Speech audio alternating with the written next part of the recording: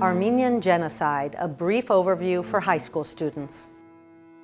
This video is made possible by the California Department of Education as part of the Content, Literacy, Inquiry, and Citizenship Project, which provides professional learning and resources to help educators and school administrators successfully implement California's History Social Science Framework.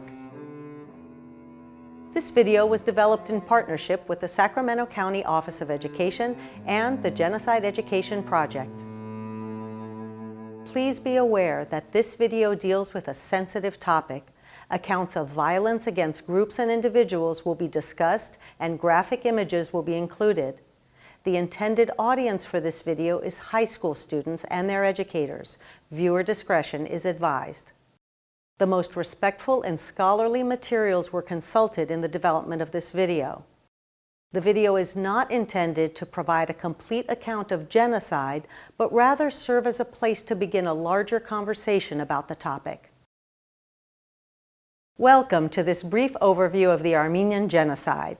I'm Roxanne Makashyan from the Genocide Education Project. Today I'll talk to you about what genocide means and tell you about the Armenian Genocide.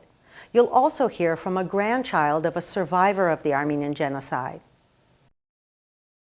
When you think of the word genocide, what comes to mind? Often people think of the Holocaust in World War II. While this is probably the most well-known example of genocide, it is far from the only one. And those that come before and after it carry important lessons we can learn from. Genocide is truly and unfortunately a worldwide phenomenon. In fact, genocide has happened on every continent except Antarctica. The word genocide is made up of the Greek prefix genos, meaning race or tribe, and the Latin suffix -cide, which means killing. Genocide is an internationally recognized crime. Acts of genocide are committed with the intent to destroy, in whole or in part, a national, ethnic, racial, or religious group. The definition of genocide was created by Raphael Lemkin, a Polish Jewish lawyer who lost 49 relatives to the Holocaust, and he fought tirelessly to have the term adopted by the United Nations. As shown here, the Convention for the Prevention of Genocide was signed during a ceremony at the UN in 1948. There are 5 categories of ways genocide is committed, according to the United Nations. 1. Killing members of the group. 2. Causing serious bodily or mental harm to members of the group. 3. Deliberately inflicting on the group conditions of life calculated to bring about its physical destruction, in whole or in part. 4. Imposing measures intended to prevent births within the group. And 5. Forcibly transferring children of the group to another group. To sum up, if there is intent to destroy a specific group of people using any of these ways listed, then a genocide has been committed. It's important to study the history of a region in order to fully understand complex events like genocide. The process towards genocide begins when a group in a society is targeted for being different and stripped of their equal rights.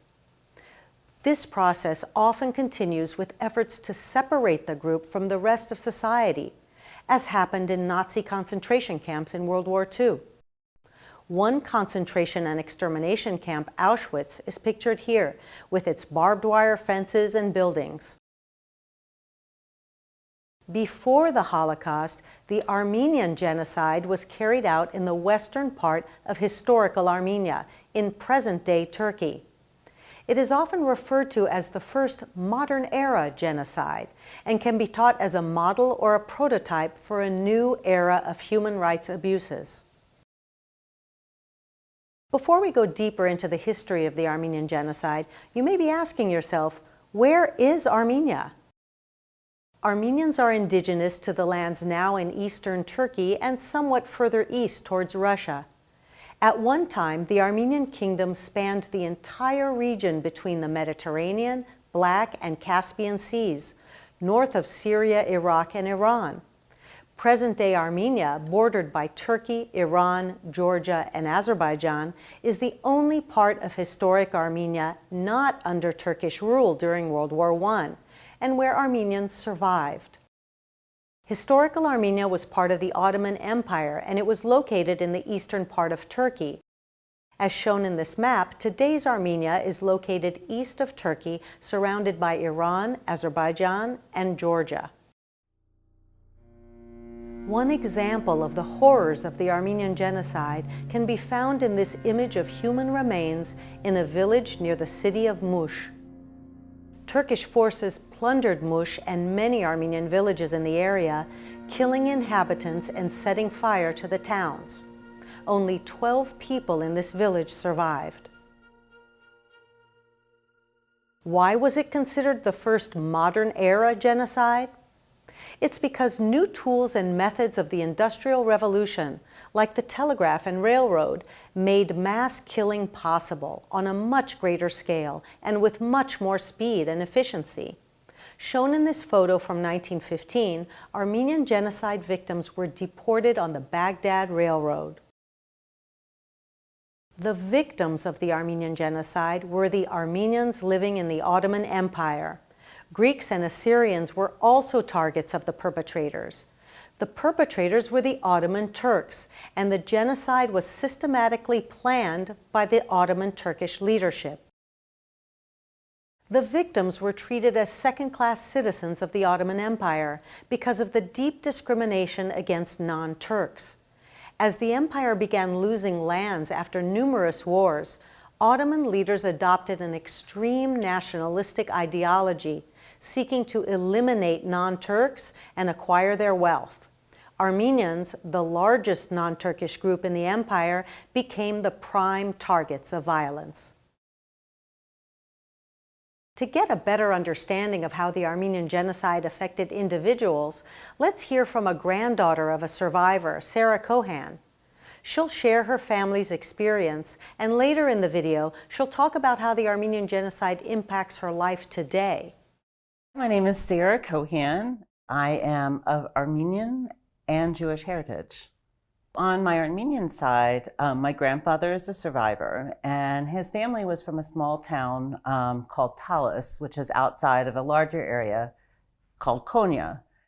But in the spring of 1915, all the men of the village were arrested, all the Armenian men were arrested and detained, and I actually have a photograph of all the men in the village before they were executed. And that image includes a picture of my great-grandfather. This is when the Ottoman Turkish government had issued orders to all the provinces to round up and either execute Armenian men of working age or put them in work battalions, which would generally ended in death. Let's take a closer look at what happened. The Ottoman Empire perpetrated the Armenian Genocide mainly between 1915 and 1918. It's considered by historians as the greatest human rights crisis of World War I. Beginning on April 24, 1915, the Ottoman Turkish government arrested several hundred prominent Armenian men in the capital, Constantinople. They publicly executed some of them and took others to the countryside, killed them, or forced them into work battalions where most died. The ruling party ordered all governors and mayors to round up Armenians and send them into the desert with only the provisions they could carry, as shown in these images. Turkish officials told Armenians the deportation was only temporary and for their own safety during the war. During these forced marches, the Armenians were killed in gruesome ways. Many were physically violated, stripped, robbed, and massacred. Women were often sexually assaulted and forced to marry Turks. Many children were abducted and then forced to take Turkish identities. The majority of the victims died of starvation and exposure. In the end, 1.5 million Armenians, more than half of the entire Armenian population living on its historic homeland, were killed, and their personal and community properties, such as their schools, hospitals, churches, were stolen by the government, transferred to Ottoman Turks, or destroyed. As a result of the Armenian Genocide, a 3,000-year-old civilization virtually ceased to exist. After the genocide, there was a short-lived attempt at justice. Under pressure from the European nations, the Turkish government held trials against some of the genocide perpetrators. But the cases were mostly abandoned, with most of the criminal masterminds having already fled the country, unpunished. Meanwhile, a group of Turks, including many of the genocide's perpetrators, took control of the government. The few Armenian survivors who had escaped death were forced to find refuge wherever they could, dispersed across the globe. Turkey's new leader, Mustafa Kemal, who was called Ataturk, meaning father of the Turks, continued genocidal acts against the Greeks and Assyrians still living within Turkey's borders. Under his leadership, Turkey became a republic and refused to take responsibility for the genocides committed. As shown in this image, Ataturk served as the supreme military commander in the Turkish military. The United Nations, the International Association of Genocide Scholars, and many governments and historical institutions recognize the Armenian Genocide. But the Turkish government denies a genocide was committed against the Armenians of the Ottoman Empire. During that same time frame, Armenians who were still alive persevered. In 1918, Armenians living in the small piece of their homeland that was just outside Turkish control but under Russian control declared independence.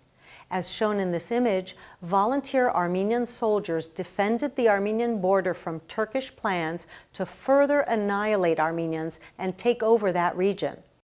But that independence only lasted 2 years. The small Armenian Republic was overtaken by the newly established Soviet Union. But in 1990, as the Soviet Union declined, Armenia again declared its independence. The Turks have conducted a massive campaign to prevent the world from knowing about the genocide and to discredit scholarly and political efforts to address it. In recent decades, those who have written or taught about this genocide have been intimidated, imprisoned, and even assassinated. Pictured is Hrant Dink, an editor of an Armenian newspaper in Turkey. After publishing articles on Armenian issues, he was considered an enemy of the state and assassinated in 2007. Even today, Armenians are still targets of hate and are under threat of genocidal actions. Because of that constant threat, Armenians are doing everything they can to ensure that their country, culture, and history survive. Shown here, Armenian Americans protest Turkey's denial of the Armenian Genocide during the commemoration of the 100th anniversary in 2015. Let's return to Sarah to hear about how the Armenian Genocide and its denial impacts her life today. Pictured here are the remaining members of Sarah's family in 1919.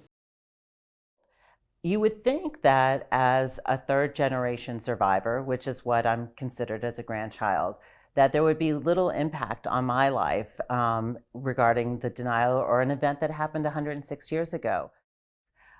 For most of my life, actually going to the village that my family is from has been impossible, literally impossible. Someone of Armenian descent, for again most of my adult life, was that we were not allowed to go into Turkey, and eventually that changed, but it was still a really difficult task if you had published in the field, and so it keeps me away from having a deeper understanding of where my family is from. To be 106 years later and still not allowed back to see this land is really, takes a tremendous impact.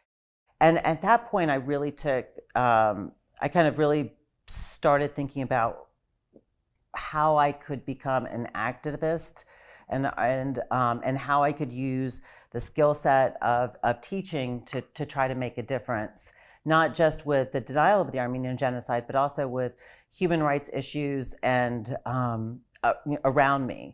I felt like, if this denial impacted me so strongly, then those who were dealing with injustices occurring at this moment, how they must feel. And I started working, I went from teaching history to working with nonprofit groups that focused on human and civil rights.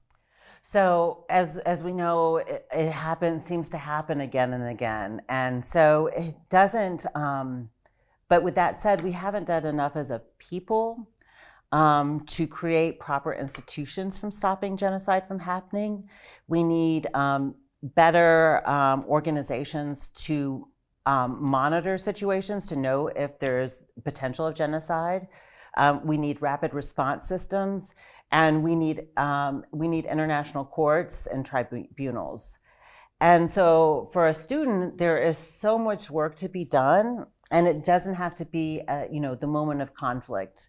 That I would say, think about not only your own situation, your own histories, but what's happening currently, and find ways of contributing to creating a more just system, a system that not just in our country, but internationally, that will safeguard human rights. After learning about the Armenian Genocide, let's think about how genocide still plagues societies around the globe. What are the short-term and long-term consequences for individuals and groups who do not have equal rights under the government of their country of residence? What is the responsibility of countries to intercede in stopping mass violence in other areas around the world? What is the responsibility of individuals to intervene on behalf of people facing danger within and outside of their own countries? While this was a brief account of a very complex set of circumstances in history, it's important to understand that the unjust use of power and use of violence to achieve one's goals should never be tolerated. As individuals, we have an obligation to call out injustice when we see it. And as a group, we must find ways of preventing genocides from ever happening. On behalf of the Genocide Education Project, we were happy to contribute our expertise to the development of this important video. The citations for the images used in this video can be found on the California History Social Science website, located at californiahss.org. There you can also find more resources on this and other genocides around the world. Technical production of this video was performed by the Sacramento County Office of Education's Internet and Media Services Department.